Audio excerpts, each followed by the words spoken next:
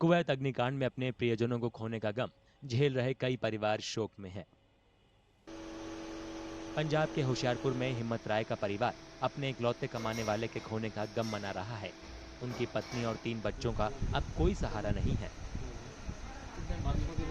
ਉੱਥੇ ਜਿਹੜੀ ਬਿਲਡਿੰਗ ਨੂੰ ਇੱਕ ਅੱਗ ਲੱਗੀ ਆ, ਉਸ ਅੱਗ ਲੱਗਣ ਦੇ ਕਾਰਨ ਇਹ ਬਿਲਡਿੰਗ ਦੇ ਵਿੱਚ ਉਸ ਤੀਸਰੀ ਮੰਜ਼ਿਲ 'ਤੇ ਰਹਿ ਰਿਹਾ ਸੀ। ਇਹ ਕੋਈ ਸਵੇਰ ਦੇ ਟਾਈਮ ਉੱਥੇ ਅੱਗ ਲੱਗੀ ਸੀਗੀ। ਅੱਗ ਲੱਗਣ ਤੋਂ ਬਾਅਦ ਜਿਹੜੀ ਅੱਗ ਦਾ ਧੂੰਆਂ ਉੱਪਰ ਰੂਮ ਦੇ ਵਿੱਚ ਗਿਆ, ਉਹਦੇ ਨਾਲ ਇਹਨਾਂ ਬੰਦਿਆਂ ਨੂੰ ਸਾਹ ਲੈਣ ਦੇ ਵਿੱਚ ਦਿੱਕਤ ਆਈ ਹੈ ਅਤੇ ਕੁਛ ਬੰਦੇ ਉੱਥੋਂ ਬਾਹਰ ਨਿਕਲਣ ਦੀ ਕੋਸ਼ਿਸ਼ ਵੀ ਕੀਤੀ ਹੈ।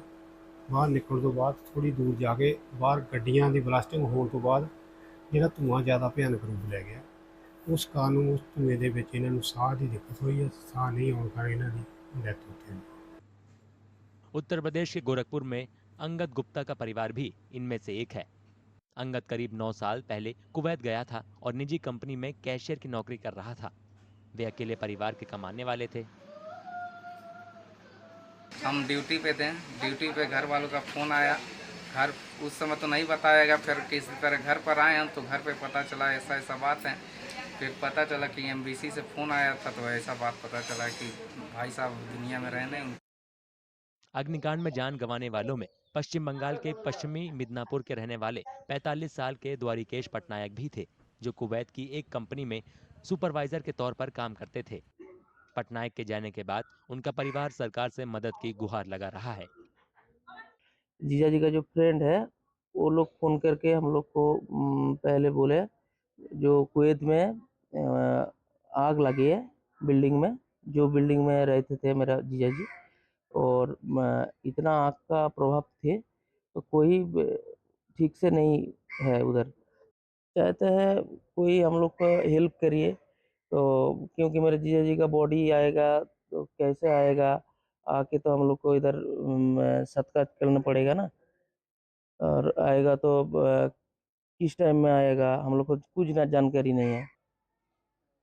यूपी के वाराणसी में 36 साल के प्रवीण माधव सिंह के परिवार वाले सदमे में हैं। प्रवीण पिछले 10 सालों से कुवैत की तेल कंपनी में काम कर रहा था।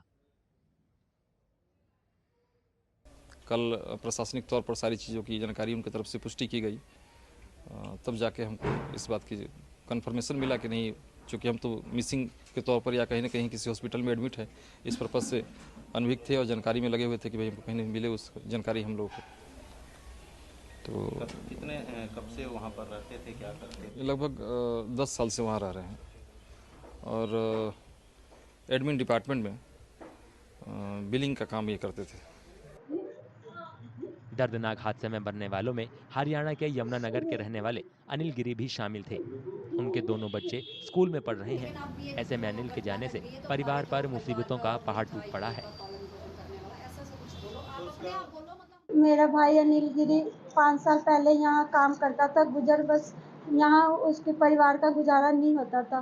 फिर ये कमाने के लिए बाहर गया कुवैत, और हमें नहीं पता था कि उसके साथ ये हो जाएगा। मेरे मामा है, छोटे मामा, उनकी डेथ हो गई है और उनके छोटे छोटे बच्चे हैं। मैं ये चाहती हूँ कि सरकार उनके बच्चों की मदद करे, मेरी उनका घर का गुजारा हो जाए।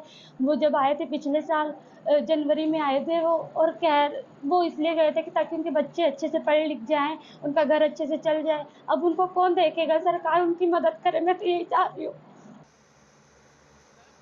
कुवैत अग्निकांड में मारे गए केरल के 23 लोगों समेत 31 भारतीयों के शव शुक्रवार को कोच्चि पहुंचे। हादसे में जान गंवाने वाले 45 भारतीयों के शव लेकर वायुसेना का IAF C-130J विमान भारत आया। वहीं बाकी शवों को दिल्ली लाया गया। हादसे में मारे गए 49 लोगों में से 45 भारतीय थे और बाकी पाकिस्तानी, फिलीपींस, मिस्र और नेपाल के रहने वाले थे। दक्षिणी कुवैत के मंगफ इलाके की जिस बहुमंजिला इमारत में आग लगी, उसमें लगभग 195 प्रवासी मजदूर रहते थे।